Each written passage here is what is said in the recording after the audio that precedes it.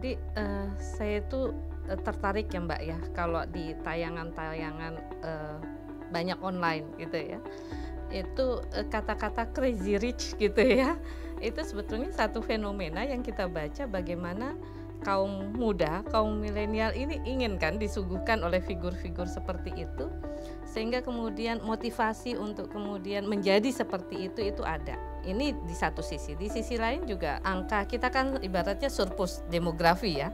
Angkatan kerja kita luar biasa. Yang sebetulnya bisa kita tafsirkan bahwa angka kerja yang luar biasa ini juga pasar untuk mereka yang ingin kemudian melakukan satu kejahatan-kejahatan trading ini. Karena apa? Karena mereka yang punya penghasilan, anak-anak muda yang kemudian baru punya penghasilan gitu ya, ingin cepat-cepat untuk kemudian menjadi sukses, itu menjadi kesempatan para pelaku tindak pidana yang kemudian mengambil ini sebagai kesempatan untuk melakukan aksi atau kejahatannya gitu. Nah, kebanyakan anak-anak ini ya, anak-anak milenial ini karena ingin juga cepat kaya, merasa ini adalah jalan yang paling mudah gitu ya, itu tergiur dengan janji, meskipun kita tidak semuanya paham lah, barangkali teman-teman dari ilmu ekonomi yang bisa melihat itu. Jadi perlu skill, perlu pengetahuan khusus untuk itu. Tetapi mereka yang kemudian merasa gitu ya, merasa ingin, oh ini untung, ingin cepat mengambilnya, akhirnya banyak kemudian menggunakan dalam tanda kutip investasi ya, ingin berinvestasi tetapi melalui jalur-jalur yang sebetulnya juga harusnya diwaspadai gitu. Nah, inilah yang kemudian menyebabkan kasus-kasus seperti salah satunya Binomo ini muncul ya, karena memang potensi ya, kesempatan itu ada di masyarakat kita ini saat.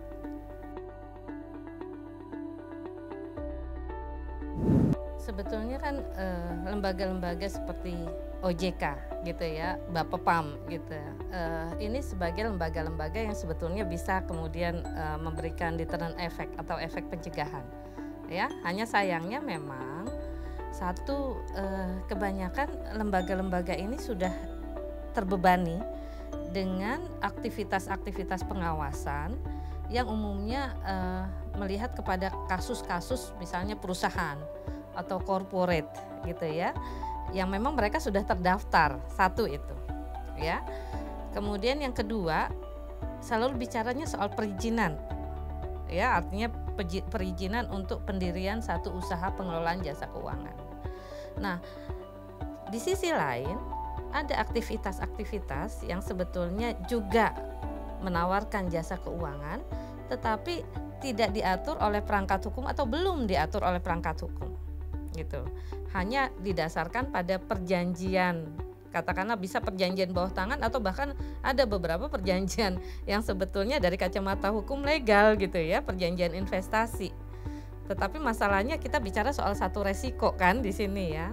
Nah, masalah perizinan-perizinan untuk pengelolaan ya jasa keuangan yang sifatnya individual atau dia menjadi satu multinational organization gitu ya, yang soal perizinannya itu apakah kemudian melibatkan otoritas pemerintah seperti OJK dan Bapepam atau tidak gitu. Di dalam undang-undang itu mesti kita lihat, kita kaji. Kecurigaan saya adalah ini menjadi satu kesempatan juga, satu lubang di dalam konteks hukum di mana untuk yang keuangan yang dikelola secara perorangan ini tidak kemudian terikat dengan aturan-aturan perizinan seperti layaknya kita pendirian perusahaan. Akhirnya ini juga digunakan oleh para pelaku kejahatan ini untuk melakukan aksinya gitu. Perangkat hukum yang paling mudah kita lihat misalnya ya, kalau dari kacamata saya hukum pidana. Ya, hukum pidana itu kalau namanya penipuan, kita harus tahu bahwa pelakunya itu memang bertujuan untuk melakukan satu penipuan.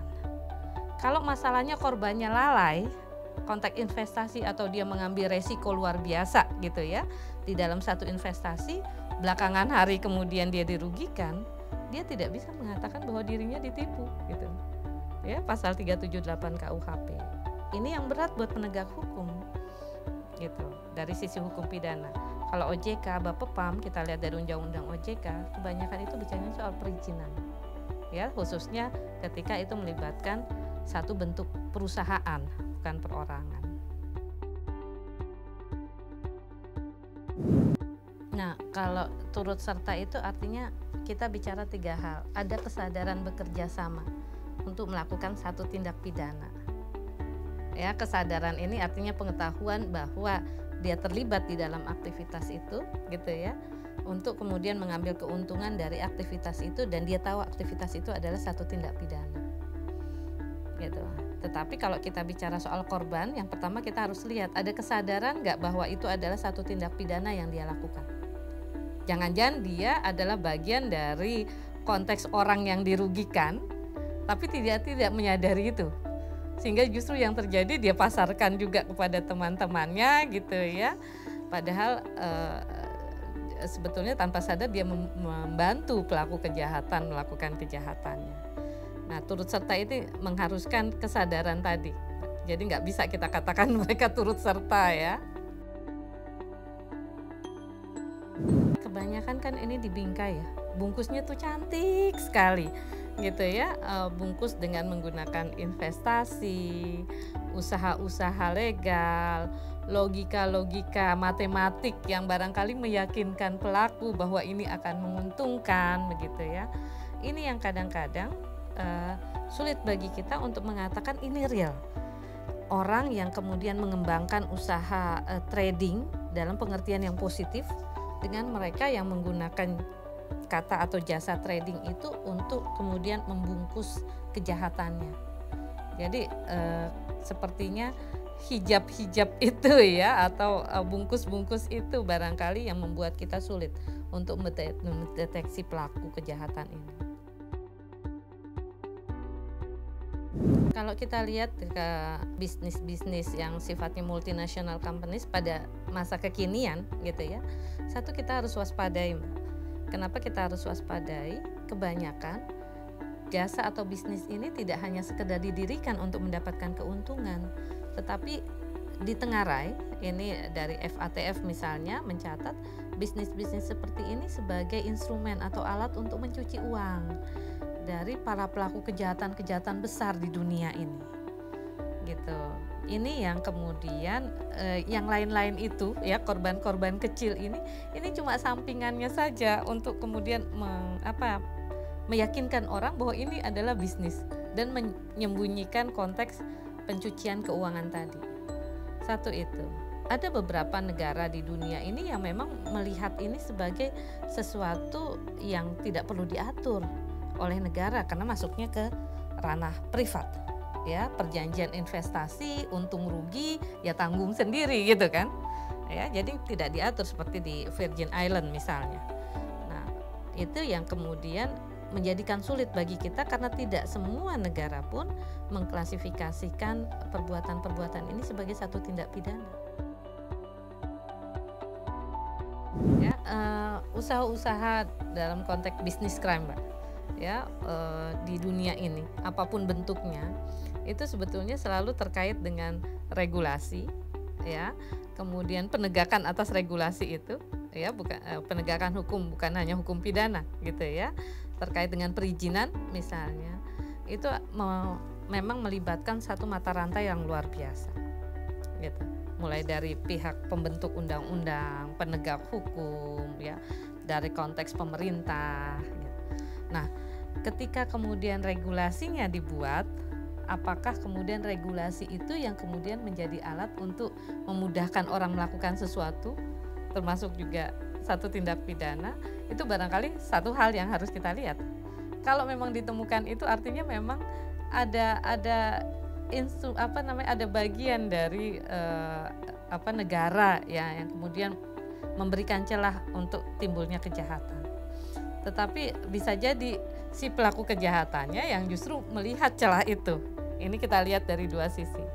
Kalau melibatkan oknum-oknum dari pemerintah barangkali itu sifatnya individual. Ya, kalau itu kemudian terkait dengan perizinan tadi. Tapi kalau barangkali satu tindakan atau satu perbuatan yang bahkan di dalam regulasinya kita masih berpikir nih, ini judi bukan, gitu ya. Ini tindak pidana atau bukan, karena kualifikasi di dalam undang-undang itu belum jelas. Saya kira itu menjadi celah yang luar biasa tanpa melibatkan pihak dalam gitu, dalam tanda kutip pihak dari pejabat atau pemerintah pun sebetulnya pelaku kejahatan akan dengan mudah melakukan itu. Jadi ini yang perlu kita antisipasi ya. Tadi yang saya katakan, yang paling sulit adalah hukum pidana.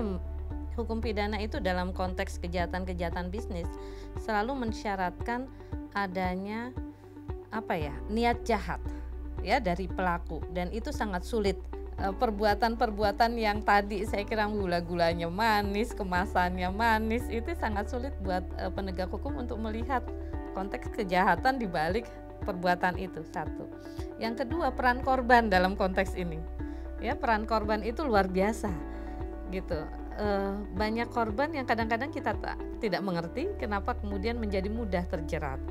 Nah, saya kira bagaimana kemudian OJK kalau tadi dikatakan ya perannya seperti apa. Peran penting dari OJK barangkali justru dilihat dari faktor sosialisasi dan edukasi, penyadaran kepada konteks konsumen muda yang begitu luas untuk bisa mempertimbangkan atau menghitung apa saja yang harus mereka lihat ketika kemudian mereka mau berinvestasi. Nah, ini yang kelihatannya belum dilakukan ya oleh baik Bapepam, OJK, Bank Indonesia atau bahkan penegak hukum ya kepada para calon korban ini supaya tidak menjadi korban nantinya. Oke, karena ini melibatkan multinational corporation barangkali ya, korporasi yang sangat besar. Sebetulnya dalam pertanggungjawaban korporasi kita bisa menggunakan teori-teori semacam teori individualisasi gitu ya, atau teori agregasi untuk menentukan sebetulnya siapa yang paling dominan atau siapa yang bisa menjadi pengendali dari satu aktivitas kejahatan yang terjadi. Kalau ini dianggap sebagai satu kejahatan korporasi, salah satunya adalah ketika kita bicara bahwa kebijakan atau keputusan melakukan usaha dan jalannya seperti apa usaha itu diputuskan oleh korporasi. Jadi berdasarkan korporasi itu kita tarik pertanggungjawaban korporasi. Tinggal nanti apakah kemudian katakanlah direktur utama atau para direksi gitu ya atau komisaris bertanggung jawab atas perbuatan yang dilakukan oleh korporasi itu. Tetapi sayangnya memang kalau korporasinya sangat besar ya dalam praktek ini, apalagi itu sifatnya multinasional korporasi yang ada kantor pusatnya di luar Indonesia, ini narik dalam level seperti itu tuh kesulitannya luar biasa. Ya. Nah, oleh karena itu memang teori pertanggungjawaban korporasi akhirnya mengembangkan diri gitu ya kepada konteks identifikasi. Ya, identifikasi ini sebetulnya teori pertanggungjawaban korporasi terhadap siapa yang paling berperan atau perannya paling besar untuk kemudian menyebabkan akibat atau perbuatan tindak pidana itu terjadi. Gitu. Jadi itulah yang kemudian kita tunjuk sebagai titik untuk kemudian meminta pertanggungjawaban. Kalau tadi dikatakan afiliator, saya tidak terlalu paham sih sebetulnya dengan bisnis ini ya, karena juga saya orang awam. Tetapi katakanlah ketika kita temukan bahwa ini adalah operator ya atau orang yang kemudian bertanggung jawab atas kegiatan ini di Indonesia. Artinya dia mewakili korporasi di Indonesia pada konteks pertanggungjawaban korporasi secara perdata, maka dia kemudian sama pertanggungjawabannya sama dengan pengurus korporasi secara teori gitu ya. Tetapi dalam kacamata hukum pidana bahwa dia adalah pihak yang menentukan ya terjadinya akibat dari satu tindak pidana dalam konteks korporasi itu, teori identifikasi itu bisa dipakai untuk menunjuk dia sebagai orang yang bertanggung jawab atau pihak yang bertanggung jawab di dalam konteks terjadinya tindak pidana.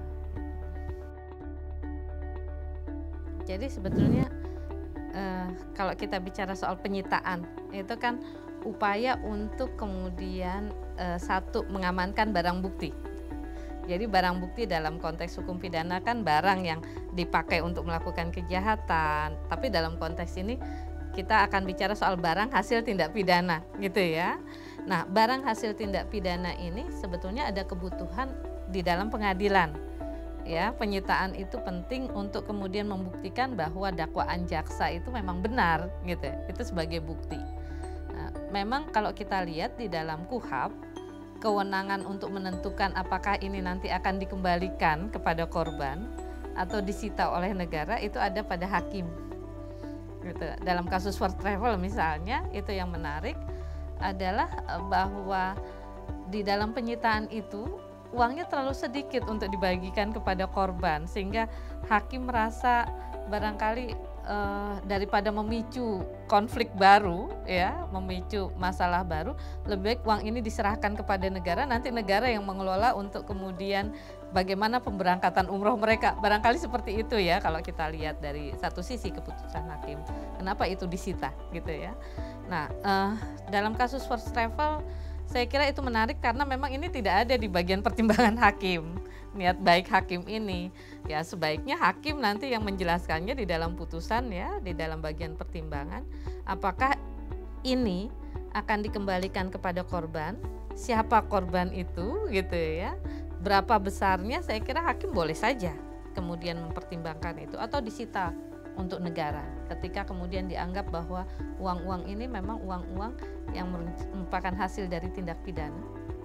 Korbannya ini adalah korban yang kemudian memegang uang yang secara katakanlah dalam konteks hukum ini adalah uang yang melawan hukum sifatnya ya.